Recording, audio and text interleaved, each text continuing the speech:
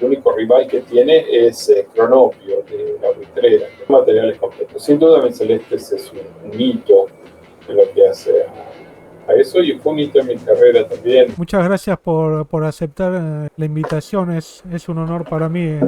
Escucho de vos y veo fotos tuyas y todo desde hace más de 20 años. Yo iba al Bernardino Rivadavia desde el secundario, y después del secundario, y ahí iba con la gente de Bonaparte a Pesteguía.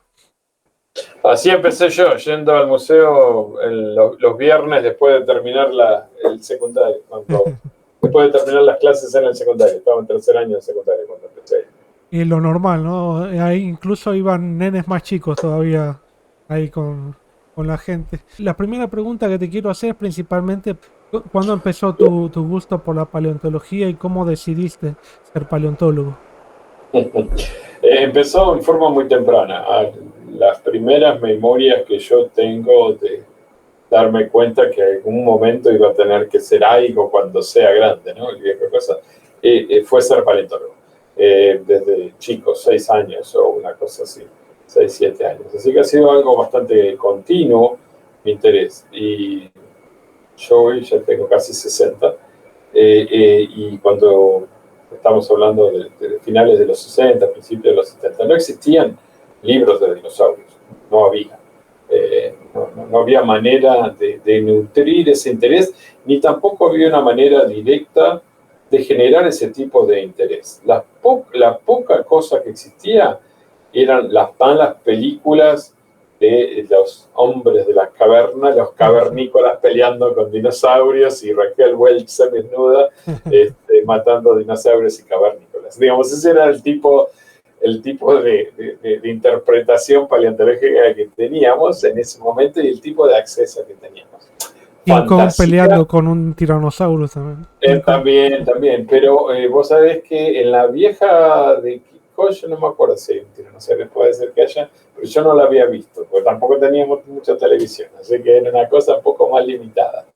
Eh, Mis primeras así, cosas académicas, para un chico, tenía una familia amiga que tenía una enciclopedia Spasa-Calpe, la famosa enciclopedia de, no sé, 150 tomos o algo así, que era bastante delicada, y cada tanto yo aprendía algún nombre, que es Glyptodon, iba y me fijaba si iba a la casa de esta familia, que estaba a 4 cuadras de mi casa, buscaba en la enciclopedia si había algo de Glyptodon, si había, lo copiaba y me volví a mi casa contento con él. Y esa fue la manera en la que yo empecé a interesarme con fósiles. Un poco más tarde, y esto tiene que ver con el poder que tiene la comunicación en general, un poco más tarde aparecieron figuritas que se llamaba La vida en el pasado, si no recuerdo mal, y tenían multitudes de organismos fósiles reconstruidos, en general, no siempre el esqueleto, en general reconstruido, pero que iban desde el precámbrico hasta la edad del hielo, con un pequeño texto debajo, no sé, Eurilambda, lo que sea de esto, o Wintaterium, este tipo de cosas. Y te explicaban, Wintaterium fue un herbívoro que vivió en Winta, en los Estados Unidos, en la época de tal, y te daba un poco de detalle. Entonces, esos fueron los comienzos científicos. Yo no obtuve nada más formal hasta que ya era un teenager temprano, digamos 12 años, 11 años, algo así, que un tío mío, que era profesor en la Universidad de Santa Fe, era jefe de cátedra de química, me regaló el libro de los dinosaurios de Colbert, que fue editado por Eudeva, por la Universidad de Buenos Aires. Y ese es el primer libro serio que yo tengo sobre fósiles. Y es un libro maravilloso, viejo en su concepción, pero igual. Las imágenes así que yo tengo de mi infancia y de la paleontología salen en gran medida de ese libro. Colbert, cuando escribe ese libro, que no sé cuál es la fecha original, pero debe ser de los 50 o los 60 temprano, yo lo debo haber obtenido en los mediados de los 70, en traducción al español de Eudeva, y creo que de Osvaldo Reich, la traducción original. Lo encontré, Colbert era en su momento curador de dinosaurios del Museo Americano de Historia Natural en Nueva York. Muchos años más tarde, en el 94 y 95, yo fui postdoc en el Museo Americano de Historia Natural en Nueva York. Y Colbert, que ya hacía años estaba retirado, viene de visita al museo. Y me lo presentan con gran honor. Y le digo, usted es el culpable de que yo sea paleontólogo. Su libro, el libro de los dinosaurios, es el primer libro científico que he leído sobre los dinosaurios. Y riéndose me palmea y me dice, lo lamento mucho. A mí me pasaba lo mismo, sí. Así que sí, los comienzos fueron así bastante difíciles, porque realmente no existía forma, no existía internet, obviamente no existían libros en español ni en inglés, yo no tenía acceso, mi familia es una familia muy humilde, de mi padre un trabajador operario de Fiat y Peugeot, trabajaba en la línea haciendo autos. Había muy pocos libros en mi casa y una educación de las más básicas de las educaciones argentinas.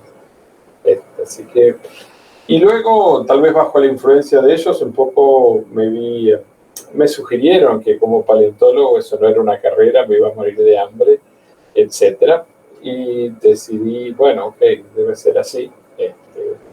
Y decidí que, bueno, voy a tratar de ser piloto de aviación y cuando pueda, en mis ratos de ocio, me dedicaré a ser paleontólogo, trataré de perseguir este interés.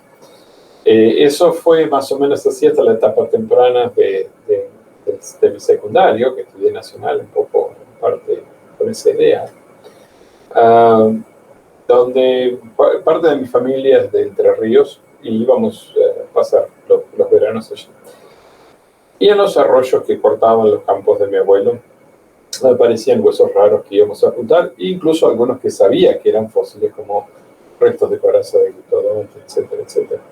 Y en cierta ocasión, uno de mis tíos, que era de los que vivían en esos mismos campos, luego que mis abuelos fallecieron, encontraron unos huesos raros, me los trajeron a Buenos Aires en una visita, y a mí se me quemaron los libros, ni idea lo que eran, porque no eran coraza de gliptodonte, eran huesos que eran más difíciles de entender, eran vértebras, eso era claro, pero de qué, ni idea. Así que decidí irme al Museo de Buenos Aires. Llegué allí a la sección de paleontología de Buenos Aires y estaba Orlando Gutiérrez, un técnico del museo que trabajó con Dr. Bonaparte muchos años, y me dice, mira, no sé, fíjate en la exhibición. Y me fui a la exhibición con mi cajita de huesos a compararlo, resultaron ser vértebras de Toxodon. Y cuando volví a la sección que se encuentra en el subsuelo del museo, se encontraba Bonaparte, le comenté que me interesaba, me dijo que bueno, que podía empezar a ir de voluntario los viernes, luego de salir de la escuela. Así es como dije, hay gente que hace esto profesionalmente. Bueno, tal vez no haga falta que haga otra cosa. Y así es como terminé siendo paleontólogo. ¿Y cómo empezó esto de querer o darte el tema de mamíferos mesozoicos? El 21, como fruto de la pandemia, sacamos un pequeño libro sobre mamíferos mesozoicos con Analía Forasiepi, quien fue mi estudiante aquí en Louisville originalmente, de quien conozco desde que tenía, no sé, 15, 16 años Analía, y Agustín Martinelli, quien también lo conozco hace montones de años, un gran especialista de todo, dos tremendos genios. Largo rato, sí. Sí, y con ellos publicamos el libro, y allí tengo un pequeño capitulito, una anécdota que justamente se interesa eso. Como todos sabemos, y como es parte de la historia que te conté, los dinosaurios son muchas veces la gran avenida por la cual todos nos introducimos en lo fósil. Y yo quería estudiar dinosaurios, obviamente. Así que cuando empecé a ir de voluntario al museo y hablé con Bonaparte, quiero hacer dinosaurios, naturalmente. No te dejas. Sí, hubo una oportunidad, había unos restos de Clintosaurus australis, ornitisquio, dinosaurio pico de pato que habíamos descubierto, pues yo estaba parte de la expedición como parte en 84 cuando aparecieron estos primeros restos, y me dijo que sí, que podía tratar de hacer algo con esos materiales. Entonces, hice un trabajo con él, que fue muy complicado porque iba a ser editado, iba a ser enviado a Francia, hubo que traducirlo, después esa publicación se cayó, así que llevó un montón de tiempo realmente llevarlo y finalmente fue publicado en el 97 o algo así, o en el 87, las cosas, en el 87. Ya se me mezclaron un poco, pero bueno, en medio se desvirtuó así el tema. Pero bueno, la idea era que iba a ser algo tal vez con dinosaurios. Y yo participaba activamente de los trabajos de campo de Bonaparte, trabajando antes primero como voluntario y luego cuando era becario ya como becario. Y en el 86 nos encontramos con restos de vincelestes, mamíferos del Cretácico de Argentina, restos muy completos y muy significativos. Y bueno, fue claro que eso era un material importante. Una noche en La Amarga, mientras aún nos encontrábamos excavando los restos estos de vinceleste, pero ya se veía que había varios cráneos, había huesos de postcráneo, lo cual era inusitado. Nos dice a Luis Chape y a mí, Luis también había empezado en forma temprana, un poco más tarde, pero temprana, y su mayor interés eran los cocodrilos. Así que dice, bueno, tengo dos estudiantes que están necesitados de tema de doctorado, porque Luis se recibía de licenciado prontamente, Luis me lleva 3 años creo, y yo un par de años después también me iba a recibir. Y Luis estaba con gorilas, yo estaba con dinosaurios supuestamente, y dice, tengo 2 estudiantes y tengo 2 temas. Un ave, que fue el Patagópteris, estas aves del Cretácico superior de Río Negro, esqueletos completos, pedazos de cráneo, muy buen material, y estos mamíferos que están saliendo. Así que, bueno, vayan, discútanlo entre ustedes y vean quién quiere hacer qué. Así que con Luis dijimos, bueno, yo quería hacer dinosaurios, yo quería hacer cocodrilos, pero bueno, con Bonaparte no había mucha vuelta, nos había mandado a hacer eso, así que salimos fuera y ahí en los corrales de La Amarga, en una noche tranquila, tuvimos una discusión muy corta con Luis, porque dice, bueno, Luis me dice, mira, de los 2, yo prefiero hacer el ave. Y digo yo, mira, de los 2, yo prefiero hacer los mamíferos. Así que fue una discusión sin discusión, simplemente, y bueno, hagamos esto. Fuimos adentro, le dijimos a Bonaparte y eso fue todo. Luis hoy en día es un reconocido experto en aves mesozoicas, es el director, creo, del Museo de Ciencias Naturales de Los Ángeles, una persona que ha hecho una carrera espectacular, como cabía esperarse de alguien como Luis. Perfecto, muchas gracias por esa historia. Ahora vamos por terrenos más escabrosos. Es muy interesante el vincelestes neuquenianus, ¿no? Si no me equivoco, era el nombre específico. También muy completo. Uno de los pocos de Argentina, ¿no? Si no el único de Argentina tan completo, ¿o me equivoco? Es uno de los mamíferos mesozoicos más completos que se conocen para esa edad, y en Sudamérica el único que le hace un poco de fuerza, el único rival que tiene es Cronopio de la buitrera, que también es conocido por cráneos. No tiene tanto postcráneo conocido como Vincelestes, pero son materiales completos. Sin duda Vincelestes es un hito en lo que hace a eso, y fue un hito en mi carrera también, me ayudó enormemente a posicionarme en un mundo competitivo con un material importante y poder hacer algo que creo tuvo impacto. Claramente. Y ahora, yendo desde Vincelestes al resto, ¿Podrías más o menos caracterizarnos la diversidad que hubo de mamíferos durante el Mesozoico? Correcto. ¿En Sudamérica en particular? Bueno. Si se puede en el mundo, si querés, a taxones más amplios, Sí, sí. superfamilias. Ok. Mira, la diversidad de los mamíferos es una porción arbitraria de la gran diversidad de lo que, como unos tiempo atrás discutíamos, se llamaban los reptiles mamíferos. Es decir, es este linaje ancestral que viene desde 300 millones de años atrás, que se separa de los reptiles, tiene su propia historia evolutiva y continúa hasta hoy en día con los reptiles y las aves por un lado y los mamíferos por el otro.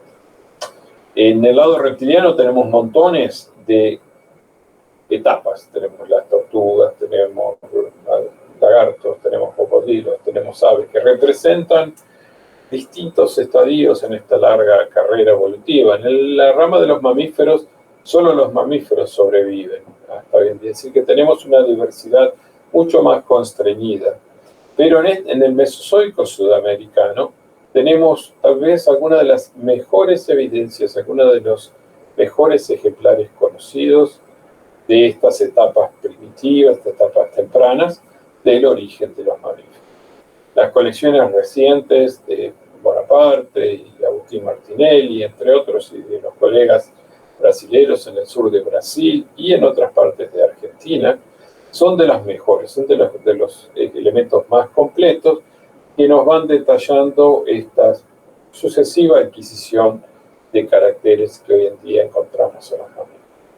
El uso de términos como los reptiles mamíferoides o estas cosas, para mí son bastante inapropiados en un sentido estricto, ¿no? Por supuesto, para hacer una cosa coloquial no hay ningún inconveniente, pero el decir que tenemos estas formas ancestrales a los mamíferos que tienen caracteres mamalianos o que son reptiles mamalianos, tiene múltiples problemas. Por un lado, no son reptiles, como decíamos, hace 300 millones de años que se separan los dos linajes, y por otro lado, tampoco son mamalianos. Esto sería como decir que tu abuelo se parece a ti y no que vos te pareces a tu abuelo. Los caracteres mamalianos que encontramos en estas formas tempranas, digamos del Triásico, hace 200 millones de años en Brasil, no son mamalianos, son los caracteres que aparecen en esos taxones y nosotros los heredamos como mamíferos. Es decir, nuestros ancestros no se pueden parecer a nosotros nos parecemos a nuestros ancestros. Es alguna de las cosas. Sí, en Sudamérica el registro empieza con estas formas de mamaliaformes, estas formas de taxones que son semejantes a los mamíferos, que están próximos a los mamíferos, pero que se encuentran por fuera. Y las grandes transformaciones en lo que hacen a la dentición, a parte del aparato sensorial, desarrollo del cerebro, etc., ocurren en estas etapas premamalianas y los registros de tanto San Juan y La Rioja y el sur de Brasil son de las mejores cosas que existen en el mundo. Moviéndonos más tempranamente y en la base del origen de los mamíferos, tenemos a las formas del Jurásico de Sudamérica, de Patagonia, particularmente de la formación de Cañado en Asfalto en Chubut, que tiene unos 180 millones de años más o menos, y son los primeros taxones fósiles que podemos decir que caen dentro del árbol de los mamíferos. Son mamíferos basales y son entre los mamíferos más antiguos del mundo. Es decir, que en Sudamérica tenemos representación de estos taxones que son cercanos a los mamíferos, pero por fuera tenemos taxones que son tempranos dentro de los mamíferos y vamos a tener una sucesión paria, no extremadamente rica, de taxones que son más avanzados hacia los linajes de los mamíferos modernos. Recientemente se han encontrado restos fósiles de monotremas en Sudamérica, en el Cretácico. Es algo que veníamos prediciendo hace tiempo que era esperable. Bueno, confirmarlo, pero era algo completamente esperable, dado que se conocen en el Paleoceno y luego de la gran extinción de los grandes dinosaurios a finales del Cretácico en Patagonia, y que tenemos otros linajes relacionados, era esperable que estuviesen presentes, y lo están. Así que ese es el panorama general de los mamíferos arcaicos en Sudamérica. En general se encuentran como en un sándwich entre los monotremas y las formas afines a monotremas, los prototerios, y por debajo de un árbol, digamos, en un sentido muy general, por debajo de marsupiales y placentarios. No conocemos nada a ciencia cierta que tenga afinidades con marsupiales o placentarios en el Mesozoico de Sudamérica. En el resto del mundo, marsupiales y placentarios parecen haberse originado con certeza para el Cretácico temprano, es decir, digamos, 100 y algo de millones de años, 120, 130, y tal vez en el Jurásico superior. El taxón de China, llamado Juromaya, que aparentemente podría tener relaciones con los pterios más derivados, con marsupiales y placentarios, pero tampoco en duda el asunto de las edades. Así que como visión general, durante el Mesozoico, durante la época de los dinosaurios, tenemos el origen de los mamíferos en forma temprana. Algunos de los más antiguos están en Sudamérica, y para el final del Mesozoico, cuando se extinguen los dinosaurios, en Norteamérica y en Asia tenemos el origen de marsupiales y placentarios que ya ha ocurrido, y son los linajes que van a radiar después y darnos la diversidad de mamíferos modernos. En Sudamérica eso no ocurre, tenemos linajes más arcaicos que marsupiales y placentarios, que en general son los que nosotros llamamos treoléstidos o meridioléstidos, treoléstidos del sur. Es una visión global. Claro. Dentro de la diversidad, yo tengo anotado acá algunos nombres bastante largos para la gente que no debe conocer mucho. Los multituberculados, los gondwanaterios, triolestoides, bueno, ya lo mencionaste. Euteria, que serían los placentarios, ¿no? Actuales, los metaterios. Pero, sí. Pero después están, hay un mamífero también muy completo y de Mongolia, ¿no? Si no me equivoco, el Adalaterium ui. Adalaterium, ese es de Madagascar. De Madagascar. Adalaterium es de Madagascar. ¿Y sí. ¿Qué información nos da a partir de su completitud, su nivel de esqueletario? Sí.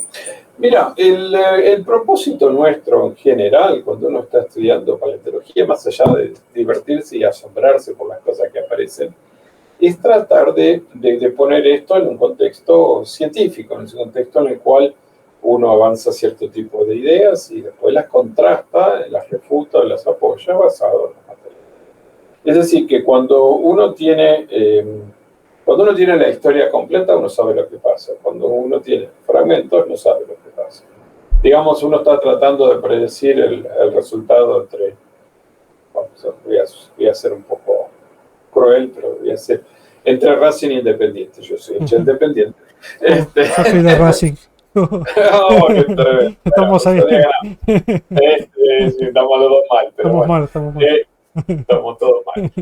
Pero digamos, si uno fuese a predecir, no vi el partido y quiero decir lo que pasa. Y mi transmisión se corta y me da 2 segundos del partido. Veo que está 0-0. Ah, bueno, entonces, si no tengo más información que 2 minutos del partido, todo lo que veo, todo lo que sé, y el partido van 0-0, bueno, la inferencia más probable es que el partido terminó 0-0.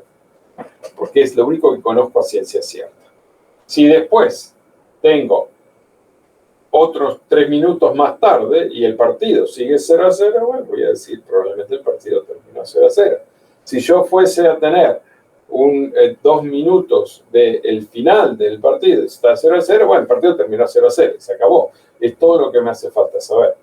Ahora, si en un momento yo veo que uno va 1-0 y el otro no, lo que sea, tengo que empezar a cambiar mi inferencia. Okay, el partido no puede haber terminado 1-0 porque a los 15 minutos que veo esto otra vez, 1 minuto y medio, veo el marcador que me aparece en la pantalla, significa que el partido no puede terminar 1-0. pero no sé quién ganó, porque tal vez después, pero lo más probable es que haya ganado y que iba 1-0. Es lo mismo esto lo que hacemos con los fósiles. Uno encuentra una cierta cantidad de información, pero es toda fragmentaria.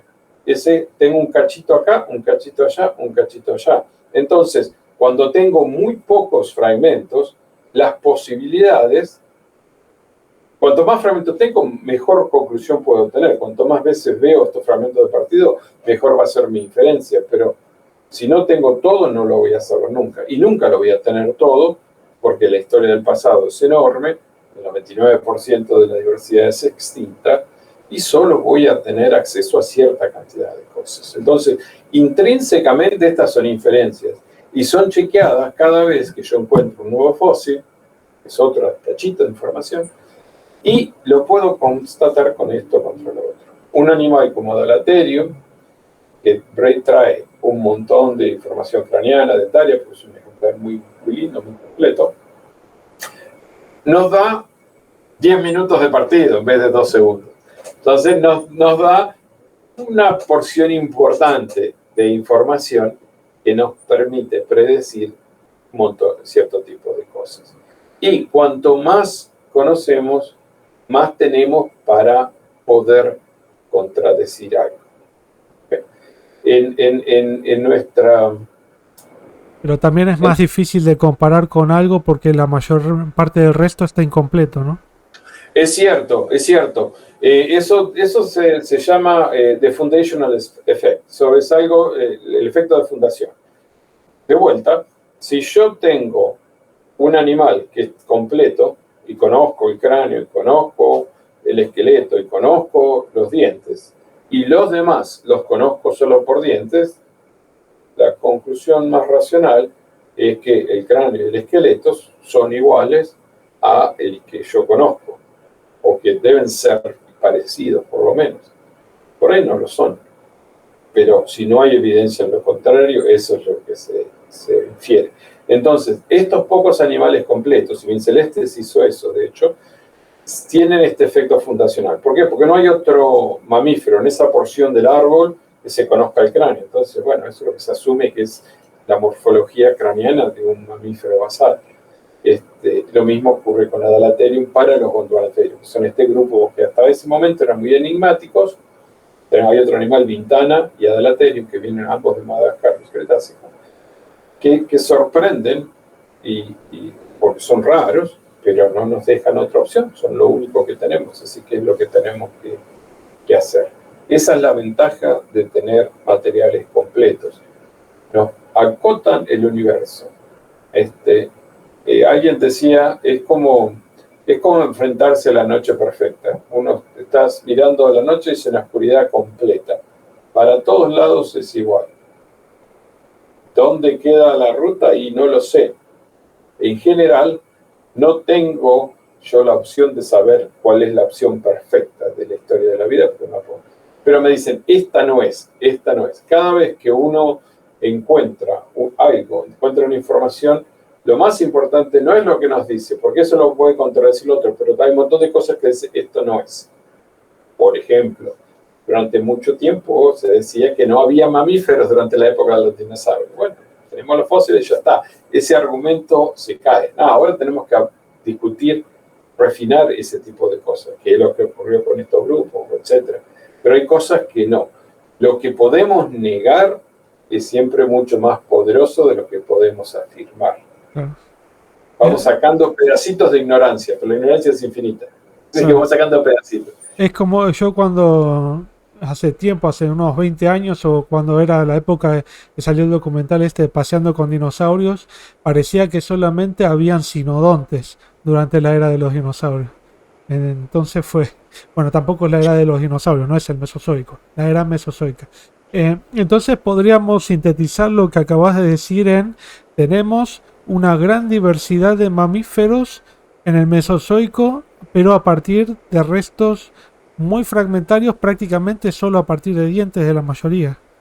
Sí, es cierto. Los dientes en los mamíferos tienen un peso desmedido por una cuestión práctica que afortunadamente se corresponde a una una utilidad innegable.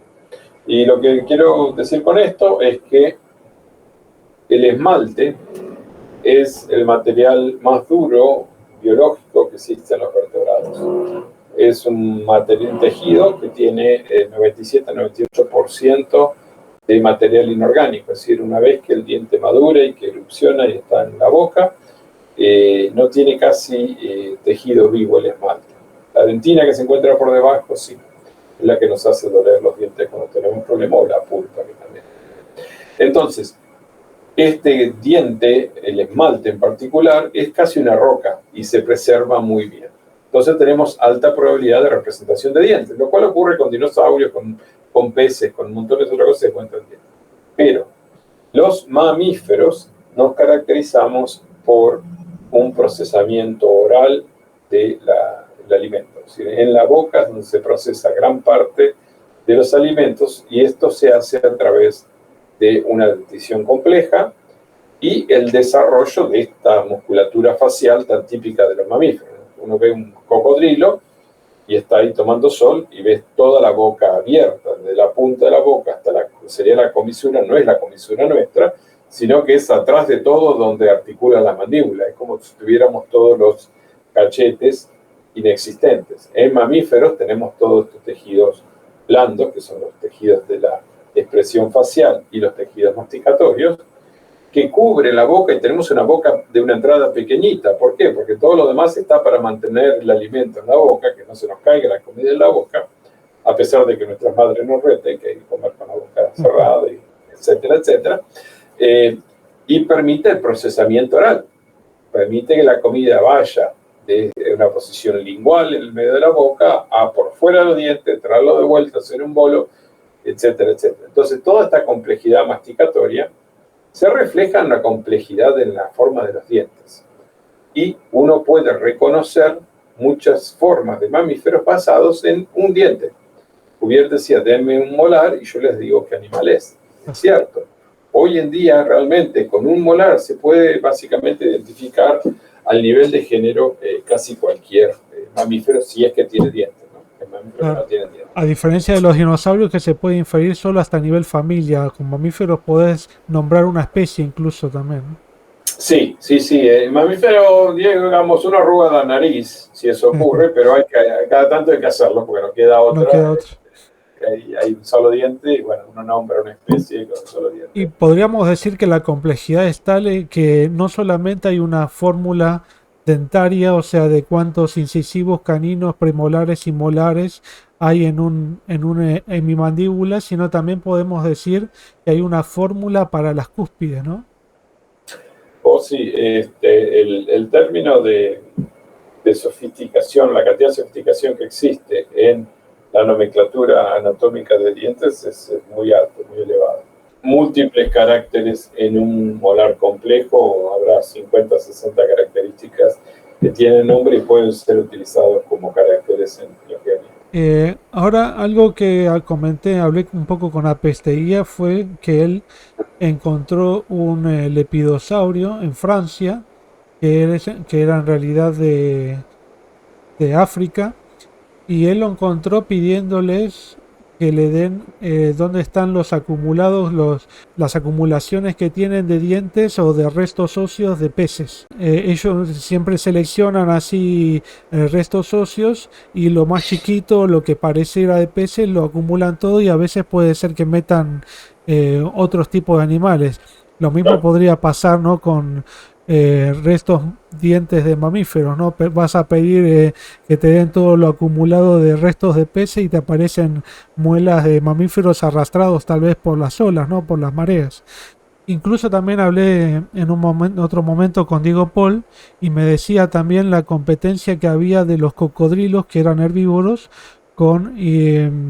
incluso con efenodontes y con posiblemente con ornitisquios.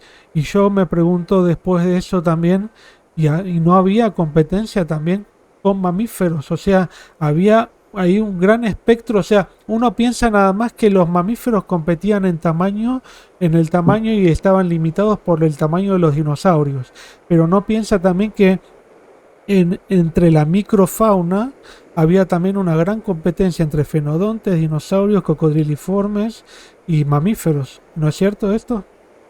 Sí, sí, sí.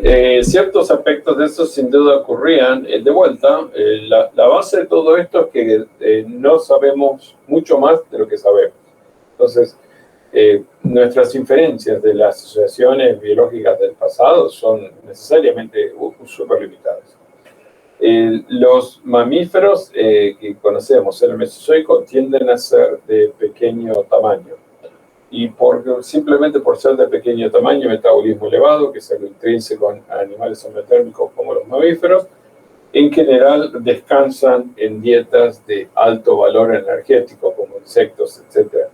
No existe un número muy grande de formas herbívoras y no es el nicho ecológico ancestral de los mamíferos. Los mamíferos no son herbívoros ancestralmente, pero linajes herbívoros se repiten a lo largo de la historia del mamífero, inclusive entre los mamíferos mesozoicos, como los gondolaterios que mencionamos, los multituberculados, que es otro grupo que existe, etc. Hay adquisiciones de estas y hay transformaciones de grupos que originalmente no lo eran, como los meridioléstidos, los triléstidos sudamericanos, que terminan con varios grupos que son bastante herbívoros.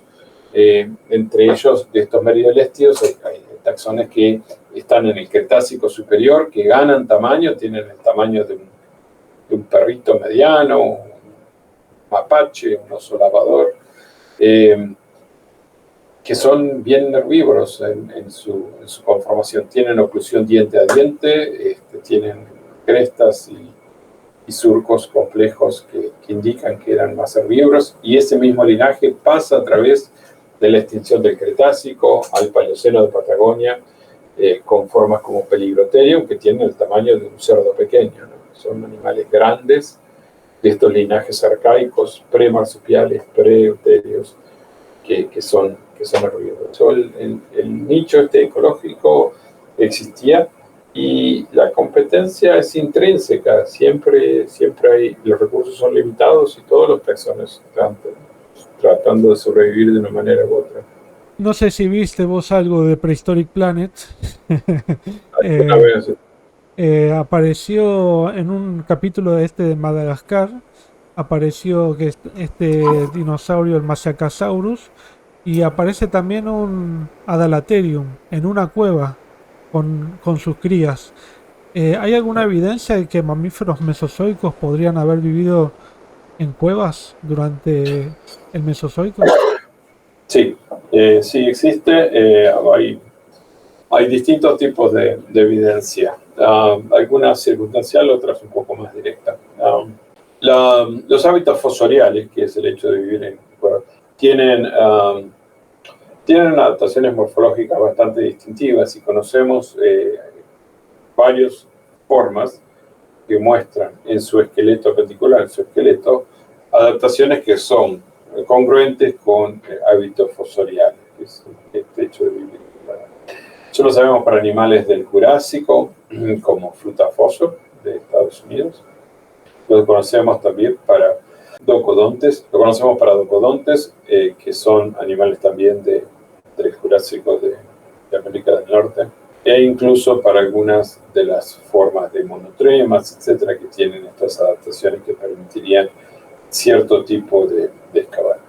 En ciertas ocasiones también encontramos restos fósiles en lo que podrían ser paleocuevitas, es decir, que estos animales habrían perecido en lo que era una de estas cuevas. Así que sí, es viable.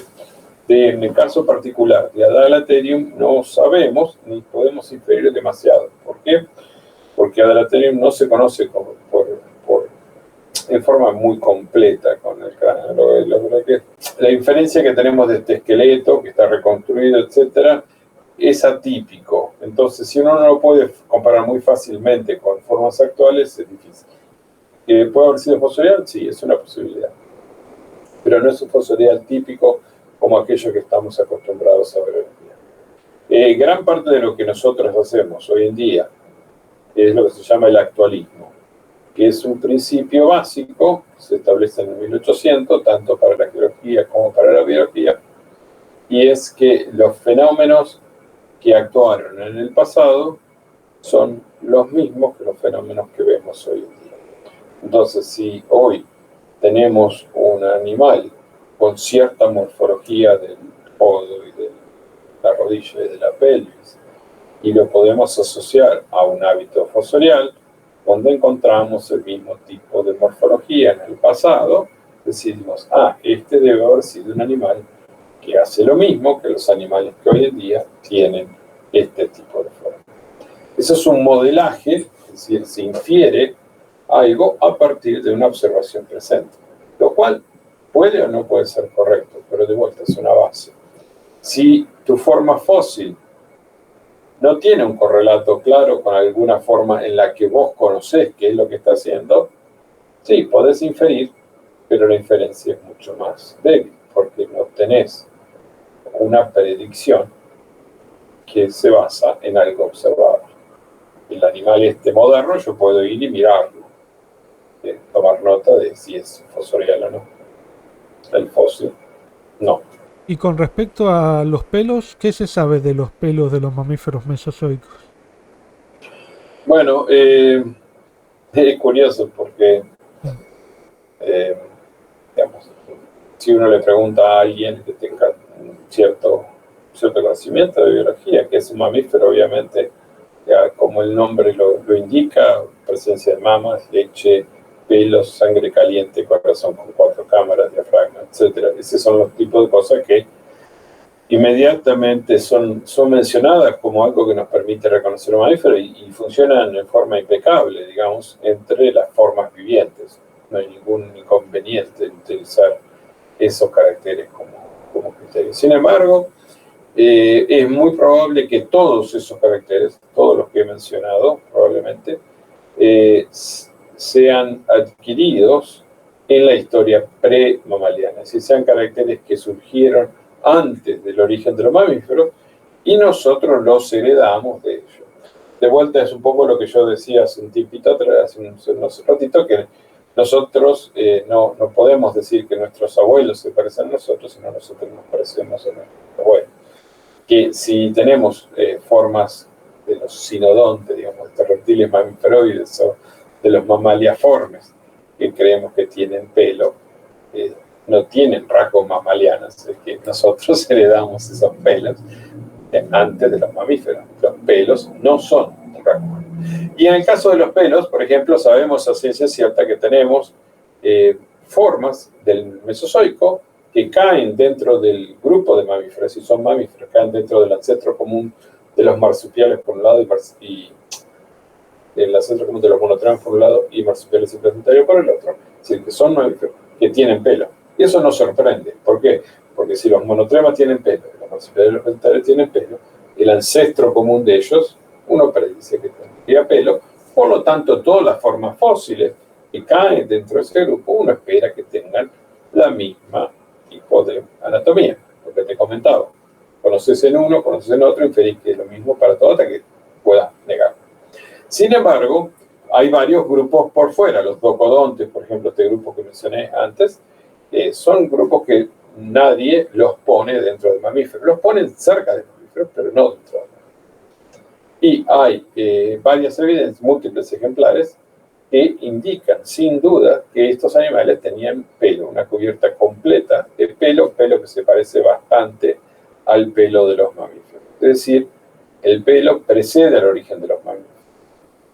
Muchas de estas características son muy viejas y fueron adquiridas antes del origen de lo que nosotros conocemos como mamíferos actuales. Muy bueno.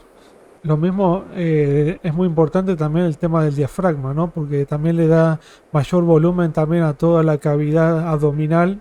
Lo deja un poco más expuesto también a los predadores, ¿no? Pero por otro lado también le da más espacio a las vísceras, tal vez también te deja un poco más expuesta la región de la médula, ¿no? Pero ¿de eso hay alguna evidencia del origen del diafragma en el Mesozoico? Sí, sí.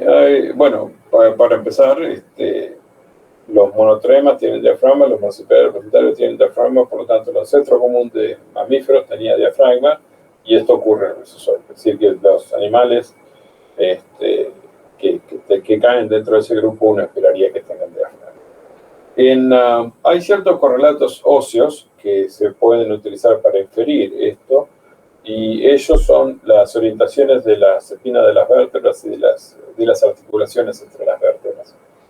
Digamos, en biología nada aparece para, pero cuando uno tiene una morfología X, en este caso el diafragma, por ejemplo, decimos el diafragma sirve para tal cosa. Forma-función. Claro, es la forma-función. Esto, digamos, no es que los animales evolucionan un diafragma para poder hacer tal cosa, sino que tienen un diafragma y una de las cosas que hacen es esto. En fin, cuando uno tiene un diafragma, una de las grandes ventajas que tienen, y es lo que se evidencia en los mamíferos, es que pueden desacoplar la locomoción con la respiración, lo cual permite una respiración continua a lo largo de esfuerzos sostenidos. Una de las cosas que son vitales en los mamíferos es esta habilidad de mantener un ritmo nivel metabólico alto y mantenerlo por un tiempo prolongado. Así que si uno ve un chita correr o un león, va a ver que o un gato, los miembros delanteros se estiran en un salto, en una carrera, se apoyan y muchas veces las patas traseras pasan por delante y por fuera de las patas delanteras, que se hace un acordeón en el animal. Ahí se produce una compresión del aparato pulmonar por las vísceras actuando como un émbolo, que hacen exhalar el animal. Cuando el animal da el paso hacia adelante y se estira, eso produce un vacío natural y ayuda a la inhalación. Entonces, los ritmos respiratorios y los ritmos locomotores en los mamíferos están asociados, coupling, como se dice en inglés, lo cual no ocurre en los reptiles, porque tienen contracciones unilaterales, de derecha a izquierda, de derecha a izquierda. Por lo tanto, hay compresión de un lado y expansión del otro. Los reptiles, en general, no pueden sostener carreras por mucho tiempo. Uno ve una lagartija corre, para, respira, y sigue corriendo, y para, y respira, y para. Porque básicamente no puede respirar y correr al mismo tiempo.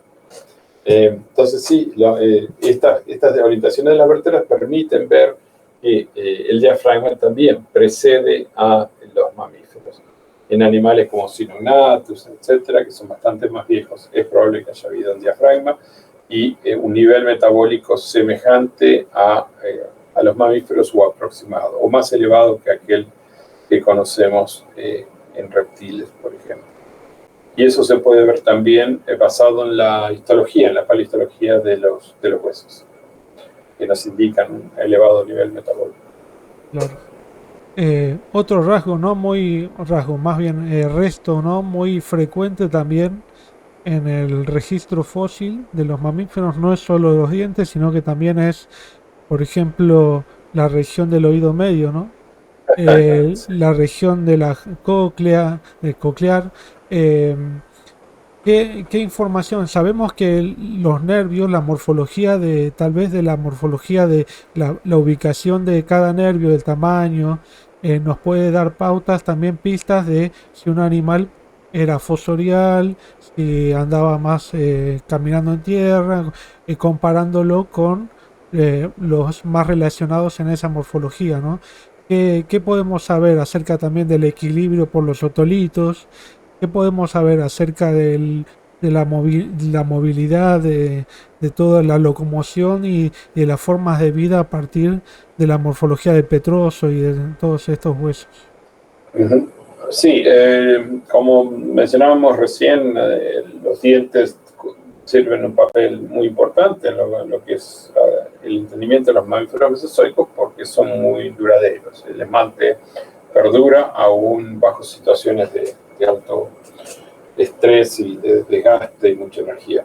Sin embargo, el resto de los huesos son mucho más frágiles. El petroso, que tiene su nombre por eso, petra, piedra, roca, es un hueso muy denso, es un hueso de alta densidad, como parte de la su correlación con la función auditiva. El petroso es una porción del cráneo en la parte posterior que alberga el oído interno en su interior y está en transición con el oído medio, es decir, el medio termina en el petroso, y está también vinculado al pasaje de muchos de los grandes nervios craneanos a través de varios de los forámenes, de los agujeros que tenemos en este hueso.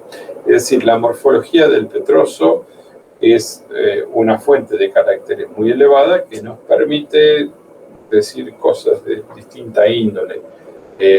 Para uso en sistemática, utilizamos estos caracteres para correr en matrices y determinar cómo están relacionados los animales. Lo podemos usar también, esta región, para determinar las relaciones de parentesco entre distintas formas funcionales, cómo funcionaba este oído, qué nervios estaban hipertrofiados, cuáles no, cómo cambió el aparato circulatorio. Esto ha sido una de las cosas que a mí me han dado más gusto. Luego que se me pasó la euforia del paleontólogo de dinosaurios de niño, me di cuenta que las preguntas estas eran interesantes y no importaba qué grupo uno estaba trabajando, era básicamente siempre interesante.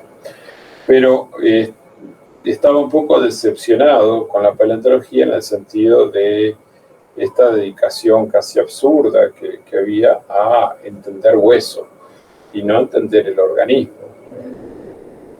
Hoy en día tenemos una apreciación de las preguntas biológicas del animal mucho mayores que esas de simplemente los huesos.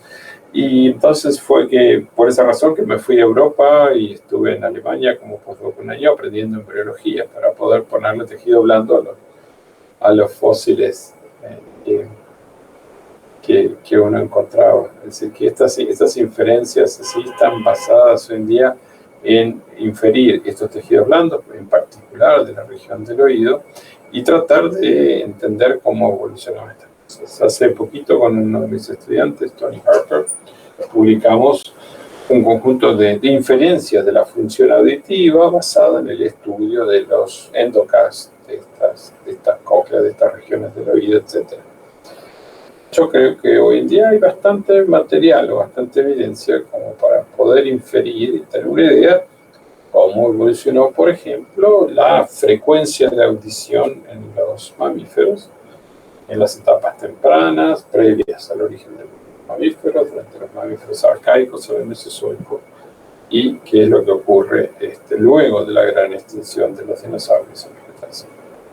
Así que todas estas cuestiones del oído tienen múltiples inferencias, son complicadas, tienen nombres raros, son difíciles de ver, no siempre se preservan, pero si uno tiene la oportunidad, la paleontología no es una ciencia compleja,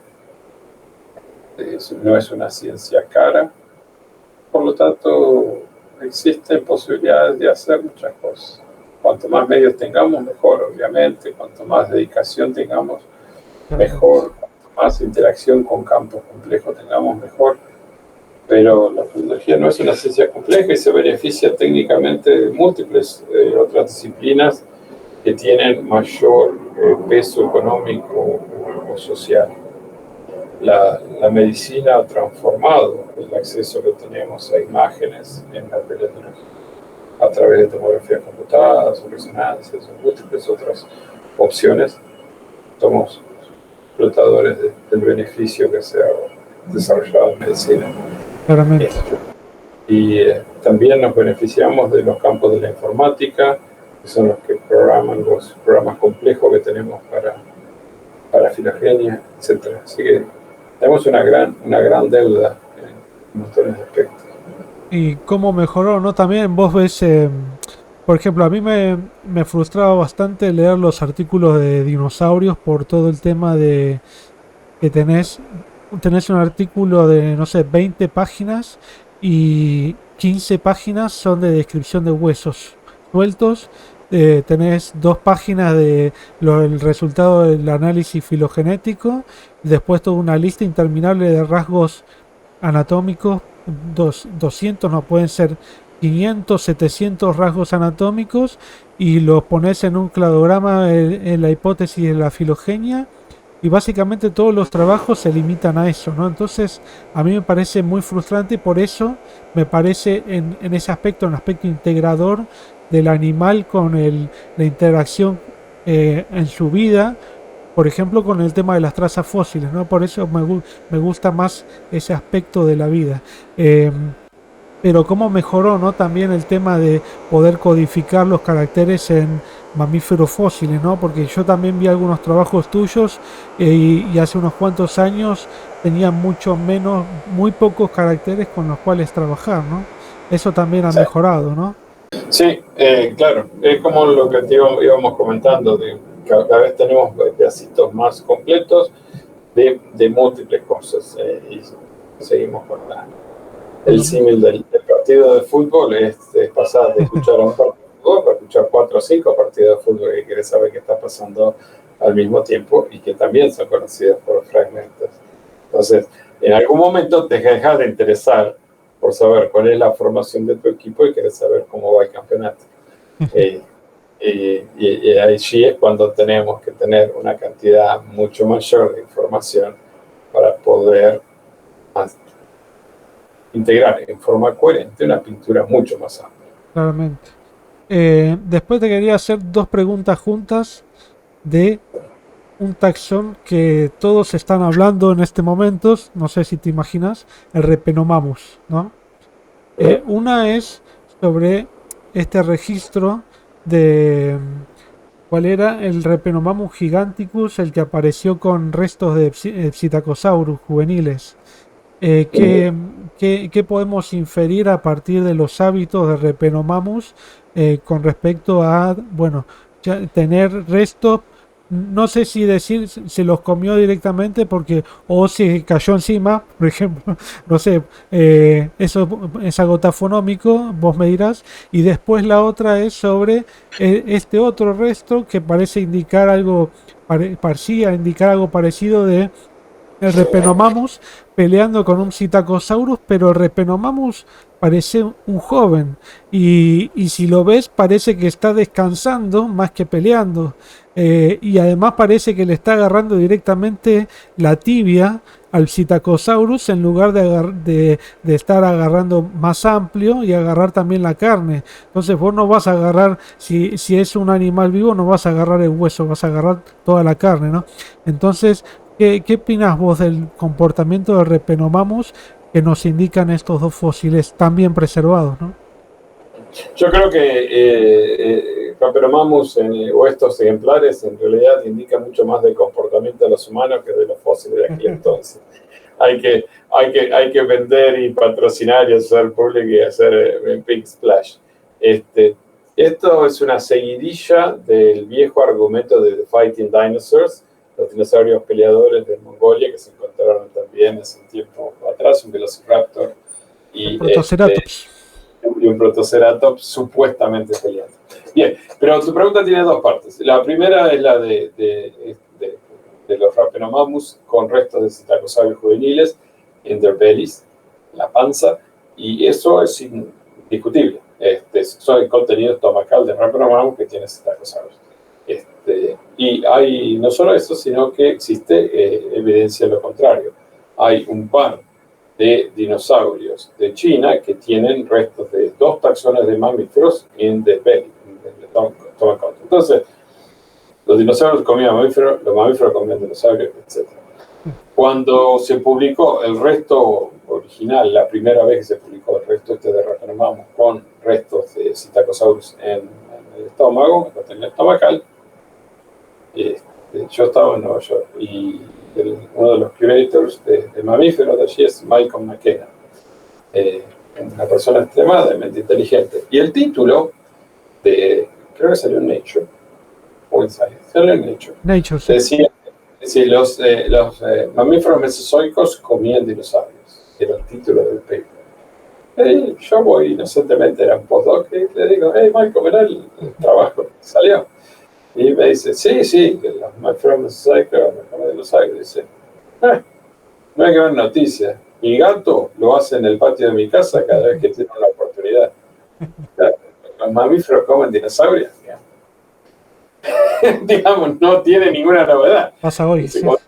Claro, mis gatos se comen a las palomas, mamíferos comen dinosaurios, algo de todos los días. Y es claro que es así, digamos que, no lo van a comer este tipo de cosas. Si hay dinosaurios que tienen el tamaño de un pollito y hay mamíferos que tienen el tamaño de un perro grande. Si van a comer uno de los otros, no hay ninguna sorpresa. Y que los dinosaurios se comían a la mamífera, tampoco. Ninguna sorpresa. Es decir, que sí, eso son cosas triviales, honestamente. Cosas que no, a mí no me sirven de nada. El resto del asunto de las peleas y todo eso, también, qué sé yo, son organismos que viven en una misma zona, van a tener cierto tipo de conflicto, van a hacer cierto tipo de pelea. Ahora, inferir el comportamiento de que estos animales estaban peleando en el tiempo que se murieron, qué sé yo, asume un conjunto muy grande de cosas para decirlo que si es confirmado no dice nada. Es decir, ¿qué evidencia me trae a mí como estudiante de la vida del pasado que un Rapenomamus peleaba con un Protoceratops? ¿Qué sé yo? Realmente no me va mucho más allá. Por ejemplo, no sé, que hoy en día venga alguien y me diga un chacal de África, cada tanto se come un antílope, y esto que yo le estoy mostrando es la foto de un chacal peleando con un antílope. Ponele que sea cierto, ponele que no lo sé, pero no va a punto de vista científico, sí, que me aporte información. Hay montones de estas cosas que son interesantes, pero es como ver el show de Tinelli, que puede ser interesante a gente, no sé si aún hoy día existe o no, pero no importa. Es como ver cualquier show cholulo de la televisión, que te puede ser interesante, te sentás a ver cómo la gente se pelea, pero mucha información por ahí no vas a sacar de todo eso. Parándula. Sí. Que no sé, que el color de los dinosaurios sea uno u otro. A no ser que uno pueda decir que la evolución del color de dinosaurio y todo lo que pasa en el tiempo, que el T-Rex era verde, o que era marrón, o que tenía un negro con rayitas blancas. No sé, tal vez para alguien signifique una información y lo pueda utilizar en forma eficiente. Un Tyrannosaurus 1 metro más grande que el Giganoto, ¿qué diferencia es? Sí, no, tenía la cola, se la agarró con la puerta del auto y creció, tiene 2 metros más, entonces es más grande. Entonces, digamos, está bien, sí, es un animal gigante que tiene una gran importancia en esto, que puede reducir la biomasa de los sistemas, todo eso tiene que ver, pero, digamos, cualquier otro cálculo que vos vayas a hacer o cualquier inferencia, que sea 30 centímetros más grande o no que el otro, no aporta al entendimiento general que claro. O sea, que tengas un gigantosaurio acá y un tiranosaurio allá, bueno, no sé, las presiones selectivas de las faunas en dos lugares separados, qué sé yo, tienen implicancias semejantes, la capacidad de carga de los ecosistemas parecida, entonces, en Sudamérica hay cosas. Hay un montón de otras cosas que se pueden hacer que tienen que ver con este tamaño, pero la medición milimétrica imposible de, no sé, inferir el tamaño de los discos intervertebrales, a ver si eran así de ancho o así de ancho, y entonces después lo sumás por 75 vértebras. No podés escribir un libro sobre eso, digamos, sobre Rapenomamus atacando Yo desafortunadamente creo que se puede escribir el libro, pero bueno, el contenido, andás a ver, el ¿no? contenido, no, claro. Pero hay libros de todo. Pero vos, sobre el comportamiento en el fósil ¿vos creés que se sostiene la hipótesis de que lo atacó el Zeta? Yo siempre he sido bastante crítico tanto de Fighting Dinosaurs como de estos como animales en conflicto. Creo que es todo tafonómico, azaroso, y que, bueno, terminan ahí y parecen que están peleándose por un conjunto de cosas. Una pelea real es un conjunto tridimensional que ocurre dinámicamente, etcétera. Los animales para que se mueran al mismo tiempo, manteniendo un death grip, como se dice, un abrazo de muerte, un agarre de muerte. Es raro, las cosas son raras, en fin. Hoy en día vemos lo que llaman tanatocenosis, que son asociaciones de animales muertos que no tienen un behavior, están hechos post-mortem. ¿Dirías que el nivel de articulación tampoco coincide de todas formas con la hipótesis de, por ejemplo, el Repenomamus estaba todo enrollado, como si estuviera descansando, ¿no? Como un gato descansando sobre el cuerpo del Psittacosaurus, que podría ya haber estado muerto de antes, y además no tiene marcas de mordida? Bueno, digamos que hasta ahí se puede decir nada más, ¿no? Sí, esos son problemas que a mí me interesan no demasiado. No demasiado. Pero, digamos, una de las cosas importantes, si no es trivial, es que la paleontología provee entretenimiento. Una de las grandes contribuciones que tenemos los paleontólogos a la sociedad, y que justifican en parte que muchos de los profesionales sean parte de una cuestión cultural de países con medios limitados, como puede ser Argentina, entre otros, es que producimos un entretenimiento con cierto grado de altura. No es muy distinto a una representación de ballet, donde alguien se sienta un rato, después de trabajar fabricando zapatos, no sé dónde, a mirar algo que puede ser lindo, que puede ser interesante, o ver una documental sobre los diaguitas, o un programa de cocina bien hecho. Y aprende algo le interesa, se entretiene, y por ahí mueve un poquito su interés en otras cosas.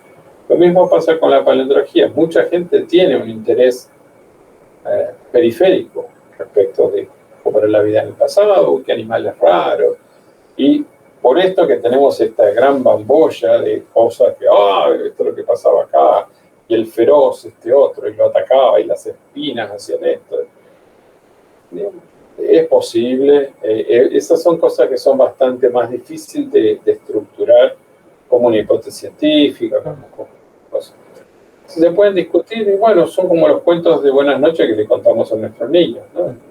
Son historias lindas que no tienen que necesariamente ser ciertas, pero hay que plantearlas con ese tipo de honestidad, donde lo que podemos decir a ciencia cierta es mucho menos, tal vez más aburrido y más limitado, que lo que nos gustaría decir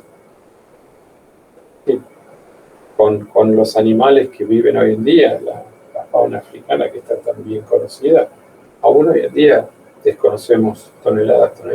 Tratar de inferir cosas parecidas con unos pocos huesos rotos es un salto que a veces con el cual podemos llegar a caer mal parados. Claramente. Ya falta poquito, si me permitís. Te quería preguntar sobre Cronopio, que no hablamos casi nada. Me dijiste recién que había un par de cráneos, un par de mandíbulas, muy poco de postcráneo, pero ya que es algo, para que digas algo más preciso tal vez, el tema del diente, ¿no? Muchas veces se lo relaciona, bueno, no digamos con la ardilla de la era de hielo, eh, pero se lo relaciona mucho con el tema de los dientes de sable, porque tenía también una convergencia con dientes de sable, una convergencia con distintos animales carnívoros que desarrollaron en distintos linajes convergentemente en un canino muy hiperdesarrollado. ¿Vos crees que eso se explica de esa forma, el desarrollo de este diente, o en driolestoideos, por ejemplo, o que hay otra explicación evolutiva a este caniniforme hiperdesarrollado? Sí, es claro que uno está acostumbrado a ver caninos grandes, canino significa con forma de perro, en carnívoros, ¿no? Incluyendo los perros. Y los félidos, los felinos, los gatos y parientes también tienen, y hay muchas formas fósiles carnívoras que tienen esto. Sin embargo, caninos largos se encuentran en multitudes de animales herbívoros. Varios ciervos tienen grandes caninos que le pasan por debajo de la mandíbula en una proporción no muy distinta de los caninos de Cronopio. Muchas formas de cerdos y afines tienen grandes caninos. Sí, la presencia de caninos o dientes grandes no significa más que eso, que son dientes grandes. La forma de los dientes de cronopio no son de dientes, ¿sabes? Son dientes de sección ovalada, redondeada, no son comprimidos como los dientes de sable. Así que son dientes largos, no es único de los trioléstidos en general. Hay un animal del Jurásico de Portugal que tiene caninos más cortos, pero tiene largos caninos también en la parte superior. Así que digamos, es una prosecución de algo que la tendencia que al menos está presente en algunas otras formas, y es probable que algunos otros animales de los cuales no conocemos esto también la hayan tenido. Es decir, para mí los dientes de los trioléstidos sudamericanos no indican nada en particular relacionado a una carnivoría bien desarrollada. Son animales insectívoros, las formas basales como cronopio y sus formas cercanamente relacionadas. Y como comentaba hace un ratito, algunos de los taxones más terminales de este grupo se convierten cada vez en más herbívoros y de mayor tamaño, con dientes más romos, etc. Aunque retienen caninos muy robustos. Animales como Coloniatherium o Peligrotherium, que son de los que llamamos mesungulatomorfos, este grupo de herbívoros, tienen caninos grandes, como un cerdo. Tienen caninos robustos, caninos con doble raíz, etc. Claro, y no decís un cerdo dientes de sable. No, es muy poco dientes de sable. Están todos extintos. Sí, claro. Ahora te quería hacer una pregunta más difícil. ¿Qué pasó con la diversidad y cómo sufrieron los mamíferos la extinción KT? Y bueno, sabemos que hay mamíferos fósiles en el Mioceno relacionados con los del Mesozoico, con driolestoideos. Incluso no se publicó, no se terminó publicando, pero salió un resumen de congreso. Seguramente te enteraste de un posiblemente Notorictes, el marsupial excavador, pudiendo ser un relicto de driolestoideos, que bueno, eso se puede tomar con muchas pinzas, ¿no? Entonces, ¿qué sabemos sobre la extinción y la pérdida de diversidad de mamíferos del KT? Bueno, sí, varias puntas tiene tu pregunta. Demasiado. La extinción del KT es un evento de extinción, lo cual ya por el nombre mismo indica que hay cosas que estaban antes que no lo están después. Eso sin duda afectó en forma muy notable a animales de gran tamaño, la inmensa mayoría de los animales de mediano tamaño y la mayoría de los animales de pequeño tamaño. Así que eso afecta a multitudes de rangos. Sin embargo, los mamíferos modernos, marsupiales, placentarios o sus ancestros cercanos, y monotremas, son todos linajes mesozoicos. Es decir, que intrínsecamente la diversidad viviente es superviviente de un evento mesozoico.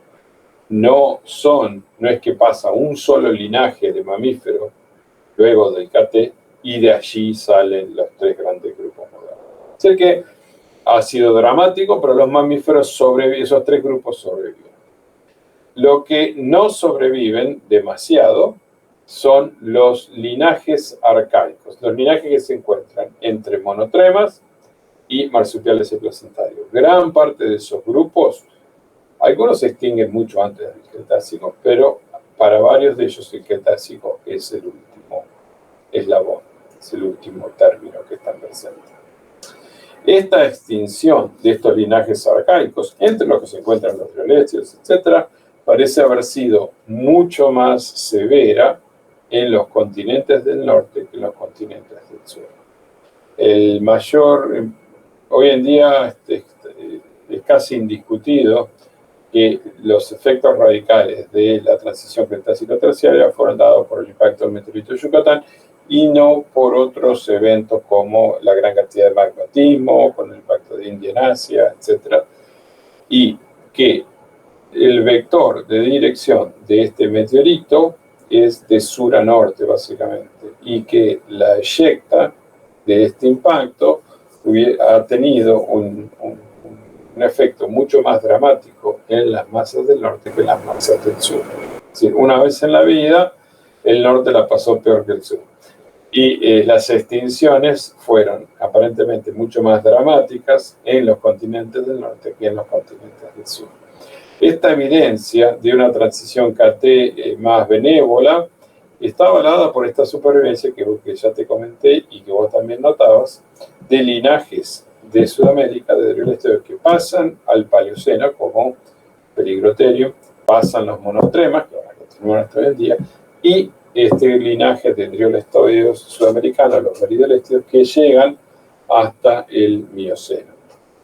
Esto indica que en Sudamérica las cosas fueron un poco más benévolas. Y también lo vemos de alguna manera en Australia, donde tenemos formas que son un poco atávicas. Los monotremas sobreviven solo en Australia, pero estaban presentes en Sudamérica, probablemente hayan estado presentes en África, según inferimos por los patrones geográficos, pero no sobreviven porque tienen una integración mayor. Como vos comentabas, ha habido sugerencias de que Notoryctes, el topo marsupial, puede ser un superviviente de driolesteo. Esto cae claramente dentro del amarillismo paleontológico, de la misma manera que los dinosaurios que se pelean, y el Rapenomamus que ataca y se come a las otras cosas. No tiene ninguna base científica mínima. Es una cosa que no se ha publicado por justas razones, porque realmente no tiene asidero. Son expresiones fantásticas publicitarias. Ya que estamos con eso, una pregunta dentro de otra pregunta. ¿Hay alguna evidencia de por qué sobrevivieron los que sobrevivieron, o también los euterios y los metaterios, incluso? Esa es una pregunta interesante, realmente, y la cual es un poco difícil de dar una razón. Yo no puedo dar una razón real de por qué marsupiales y placentarios, por ejemplo, estaban más adaptados para sobrevivir a una crisis de este tipo y no otros grupos. No lo sé. No conocemos suficiente de alguno de estos grupos que están por fuera para decir qué tan diferentes eran de marsupiales placentarios. Muchos de estos meridioléstidos que te comentaba de Sudamérica, uno esperaría que sean muy parecidos a lo que son marsupiales placentarios en lo que hace a su anatomía general. ¿Por qué no lo hacen? Es desconocido. Lo hacen en el sur, no lo hacen en el norte. Hay formas que tal vez hayan intrínsecamente retenido cierto conjunto de caracteres primitivos que nosotros hoy no sabemos. Por ejemplo, para todos estos linajes que yo llamo los mamíferos arcaicos, que están comprendidos entre monotremas y marsupiales y placentarios, no sabemos cuándo la transición a la viviparidad ocurre. Creemos que aquellos que están bien cerca de los monotremas tienen que haber puesto huevos. Creemos que aquellos que están cerca de marsupiales y placentarios deben haber dado a luz a crías vivas, pero son rasgos que hoy por hoy no tenemos una manera cierta de poder inferirlos y decir, sí, esto es lo que estaba pasando en ese momento. Entonces puede haber cosas muy sencillas y lejanas a las diferencias osteológicas, que son las que mejoraron o dieron ciertas chances de reproducción más rápida, reproducción más confiable, de un mejor procesamiento energético, de una biología que permite sobrevivir una etapa de enfriamiento global o de noche prolongada producida por un impacto, etc. No te puedo decir a ciencia cierta. No es claro tampoco que estos ancestros de marsupiales y placentarios, estas formas basales, hayan sobrevivido en todos lados. Es desconocido. Tal vez sobrevivieron en uno o dos lados y recolonizan todo el resto. Claro. No lo sé. Claro, una hipótesis, por ejemplo, sobre aves, decía que las aves granívoras pudieron haber aprovechado que eran granívoras y podían revolver un poco la vegetación reseca y encontrar granos, semillas en el suelo y aprovechar, y tal vez algún mamífero también se morfaba algunas aves. Pero si habían aves, los mamíferos podrían aprovechar y comerse esas aves también. Bueno, O, aves había. Aves existen antes y después del claro, caso. Sí, en algún lado había. claro. Mamíferos existen antes y después. En algún Com- lado había. comida había, claro. Animales que se la arreglaban había. Sin Claro, duda. la pasaron mejor, la microfauna la pasó mejor después de la extinción que antes. Eh, eh, y Y en parte se convirtió en megafauna. terminó convirtiendo en megafauna. Y la última pregunta, así no te hincho más, es ¿cómo ves vos tu campo de estudio de mamíferos mesozoicos de acá a 10 o 20 años? Digamos que todavía seguramente estarás activo. No, en 20 años no sé. Tengo casi 60. 20 me Nadie van a tener sabe. que llevar. 10 esperemos. Mirá, el campo va a cambiar en función a los descubrimientos. Los descubrimientos no son, obviamente, la gente hace los descubrimientos. Es decir, necesitas alguien que vaya, llega a los descubrimientos. Yo fui estudiante de Bonaparte y trabajé con él, que es una persona que tenía una ética de trabajo en el campo inmejorable. El tipo iba todos los años a trabajar al campo a colectar y era un gran colector de fósiles. El tipo iba a buscar fósiles. Después tenía un millón de problemas. La figura de Bonaparte para mí es una figura en general negativa en el El campo, carácter. pero, pero como colector era inigualable. Y los grandes cambios se van a dar en función de la colección. Como íbamos diciendo hace un tiempito atrás, para este símil ridículo que te hablaba del partido de fútbol, por ejemplo, es mucho más importante saber que existe otro partido de fútbol que te den 2 segundos más del partido que ya tenés. Y esas son las grandes ventajas que tiene nuestro campo. Descubrimientos en los continentes del sur, particularmente África, por ejemplo, serían trascendentales. Es un gran vacío. No sabemos nada. Sabemos que existen otras cosas y que esas cosas tienen gran impacto. Vos fíjate lo que estábamos diciendo hace un segundo. Sabemos que los euterios sobrevivieron, pero ¿qué euterios son los que sobrevivieron? ¿Los que estaban en los continentes del norte? ¿O los euterios que sobrevivieron estaban en Australia y de ahí recolonizaron el mundo? ¿O estaban en África? No sabemos nada de eso. Sabemos que los euterios sobrevivieron. Tenemos un planeta y no sabemos cuáles son estas afinidades. Los grandes detalles y los grandes pasos de todos estos eventos hoy en día están reconstruidos a partir de lo que sabemos, que es una pequeña porción básicamente focalizada en los continentes del norte por la gran tradición histórica de trabajo que existe en los continentes del norte. Pero fíjate vos de dónde están saliendo las grandes novedades. Muchos de los cráneos y las cosas más completas están saliendo de los continentes del sur. Muchas de estas cosas han salido de Madagascar, de Sudamérica. Brasil impresionante.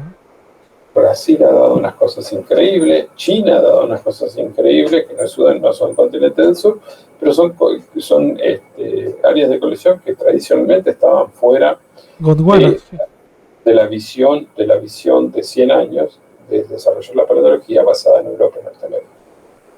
Es decir, que esa visión que tiene aún hoy en día un tinte tan marcado desde los continentes del norte, va a cambiar radicalmente una vez que tengamos un conocimiento general. Y en 10 años no creo que cambie tanto, pero uno nunca sabe.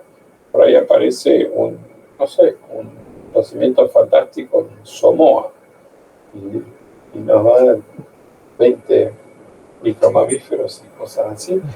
O en Antártida, que tarde o temprano sabemos fue un continente crucial, sirviendo de puente entre las faunas australianas, tal vez hindúes, africanas, Sudamérica, etc. Y hoy en día desconocemos casi completamente lo que es el Mesozoico de Antártida. Te pudriste de los dientes vos y por eso empezaste con con las reconstrucciones de tejidos blandos. Los dientes a mí me gustan, pero y a veces no queda otra, porque es todo lo que hay. Eh, pero es un sistema mucho más limitado en lo que hace y tiene menor inferencia biológica. Y tiene también otro aspecto negativo en lo que hace a la parte de filogenia, que tiene un correlato muy alto. Es decir, los dientes superiores y los dientes inferiores trabajan juntos. Entonces tienen que ser coherentes entre sí mismos. Molar trigofénico. Claro, los monoletreos o los tirolenses que no tienen monoletreos fénicos aún así trabajan juntos. Es decir, que la información que uno obtiene de la dentición superior y de la dentición inferior no es independiente. Están diciendo, deberían decir lo mismo. Mientras que la información que uno tiene en la región del oído no está sujeta a las mismas fuerzas masticatorias y de funcionamiento de masticar que esto otro. Entonces, es una fuente de datos independiente y compleja que permite básicamente resolver cuestiones más o menos al mismo nivel, y lo ideal es combinar todo. No se puede hacer una filogenia de maíz sin tener dientes, por lo menos porque son los grandes carteles que le dan nombre a estos grandes grupos, y es la tradición y es lo que se conoce más, si no uno tiene que dejar de lado montones de cosas. Inteligencia artificial, pero específica, y que puede ayudar en un futuro, no solo ayudar a la paleontología, sino hacer que la propia inteligencia artificial evolucione, porque vos tenés que predecir cosas en el campo de la paleontología a partir de un montón de datos, y entonces la potencia que vos necesitas para hacer esas predicciones es un nivel muy alto, predictivo, ¿no? Y además que se ajuste a algo lógico de la evolución de los organismos, tiene que terminar resultando en algo muy potente, ¿no? Entonces, que los puede ayudar mucho también incluso a niveles predictivos que necesitas vos, por ejemplo. Claro, bueno, de hecho, eso es el fin de toda cosa que se maneja en forma científica. Si existe un modo óptimo de hacer algo, la inteligencia artificial puede hacerlo eventualmente. Y nos va a dejar sin trabajo en algún aspecto. Pero esa es la base de todas. Si existe una forma óptima, si yo empiezo con esto y después lo que tengo que hacer es esto otro, veo esto y la conclusión es esta, y con esta conclusión voy para allá.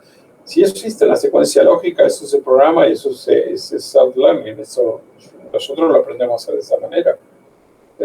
Aprendes a ver qué es lo que tenés que mirar primero y cómo, y qué es lo que sigue luego. Sin duda, todas estas cosas son accesibles. Digamos, la inteligencia artificial y la tecnología en general, como única barrera que tiene, es la capacidad compleja de cálculo. Y nosotros somos mejores mientras podamos ser un poco más complejos, pero continuamente la inteligencia artificial o la inteligencia en general nos va alcanzando. ¿Cuántos años hace ya que un humano no le gana a una máquina jugando al ajedrez, por ejemplo? Perfecto. Te dije que era la última pregunta, pero voy a meter una entre medio de todo esto y preguntarte, ¿es cierto que le encontraron cara al Carnotaurus? Como que encontrar. Y que Bonaparte la descartó, algo de eso en el campo, decía. No, No, cuando se descubrió Carnotaurus, se escapó Carnotaurus y se colectó todo lo que se reconoció. En ese momento no existía una idea de las impresiones de piel y no eran extremadamente claras como impresiones de piel. No es que Bonaparte las tiró, no las vio. Y eso nos pasa a todos. En su momento, Bonaparte en esa cosa en particular hizo el trabajo que creía que debía hacer. ¿Podría haber sido más cuidadoso? Tal vez sí, pero es como cualquier otro tipo de excavación. Sí, qué sé yo, es como acusarlo a Schliemann de haber destruido Troya. Sí, sin duda. Así no se hace hoy, pero en ese momento era lo que se hacía. De vuelta, como ya lo discutimos, yo soy muy crítico de Bonaparte, pero en ese aspecto es desubicado. Es como criticarlo a alguien que, no sé, en los 60, vos querías ver el interior de la caja craneal, lo que agarrabas era un cortafierro finito, choco, partías el fósil a la mitad y veías adentro. Pero ¿cómo no van a hacer un CT scan? Bueno, sí, no había CT scan. Entonces se partía el cráneo a la mitad. O en el 74, Fury agarra un cráneo, lo embebe en resina y lo pasa por una lijadora, le saca una foto, lo pasa por una lijadora, le saca una foto, y bueno, al final tuvo un montón de fotos, pero no tenía más cráneo. Sí, pero incluso hay restos de impresiones de piel del Carnotaurus, no es que no hay nada. Sí, hay. De hecho, cuando nosotros colectamos estos bloques, yo estuve durante toda la excavación, personalmente. Sí, hay fotos tuyas que salen siempre en todos lados. Cuando colectamos bloques, y en los bloques aparecieron impresiones que nos dimos cuenta en el laboratorio que esos debían ser impresiones de piel. Se volvió al año siguiente, se colectaron algunas más que se encontraron en la excavación, se llevaron al museo. ¿Que había más? Sin duda había más. ¿Quién puede saber, claro? Éramos unos cuantos, ahí ninguno nos dimos cuenta. Claro, cualquiera pudo también haberlo dicho. Claro. Digamos, no es que dijo, esto es piel, pum, y lo tiró. Claro. No se dio cuenta. Y hay cosas que son difíciles, aún en el momento que eso se hizo. Por ejemplo, vos mencionaste que hay fotos mías en el campo. Tradicionalmente la foto mía es al lado del cráneo del Carnotaurus, una foto en la que se ven los dos cuernos del Carnotaurus, etc. Pero, bueno, por una parte, lo semi-preparó al cráneo en el campo, de ansiedad, así, de verlo. Y ver esos cuernos. Claro, vos ves esas cosas, ves los cuernos, esto, qué sé yo. Si el animal se hubiese empaquetado en yeso y traído al museo y no se hubiese preparado nada en el campo, tal vez hubiésemos reconocido la piel esa. Y eso sí es algo que él podría haber hecho, tal vez. Típicamente no se preparan los fósiles en el campo, ni aún no siquiera en el 84. Entonces, eso sí se le puede criticar. Pero que haya tirado la piel, no, porque él no la tiró, no vio lo que nos vio. Claro. Lo cual nos pasa todo. Estás excavando acá, qué sé yo, lo mismo, no sé. La tesis mía del Vinceleste tiene una marca de cortafierro en el basicráneo así de ancha. ¿Cómo le van a pegar con un cortafierro mamífero mesozoico? No le pegamos un cortafierro mesozoico. Estamos sacando un bloque de roca, en la roca donde apareció un fósil. Digamos, sí, es lamentable, realmente, tremendo, pero ¿qué vamos a hacer? Si no lo hubieran encontrado. Si no lo hemos encontrado y no hay forma de predecir lo que había y ni nada. Estamos sacando roca del quarry. Es muy desafortunado, sin duda. Eso no se lo criticaría a Bonaparte. Me parece que el hecho que se haya perdido, sí, tal vez es cierto, o digamos, tal vez puede ser que en otro tipo de circunstancias es que ni se sabe si se perdió tampoco. Es probable que al menos algo se haya perdido, en todo, porque en todo, tal vez sabiendo de antemano, todo se podría haber hecho de una manera distinta, y tal vez se hubiese podido recobrar muchas más cosas de ese aspecto. Pero la impresión probablemente estaba de todo el lado inferior, de todo el lado en que el animal estaba recaído. Se rescataron esos fragmentos de cosas. Debe haber estado a lo largo de todo eso. Impresionante ese bicho. Bueno, muchísimas gracias, Guillermo Rougier. Nos dio una clase de mamíferos mesozoicos y de fútbol. Y fueron unas metáforas. Fueron unas metáforas muy buenas. Saludo a la gente, ahora te saludo a vos. Y acá seguimos en el canal.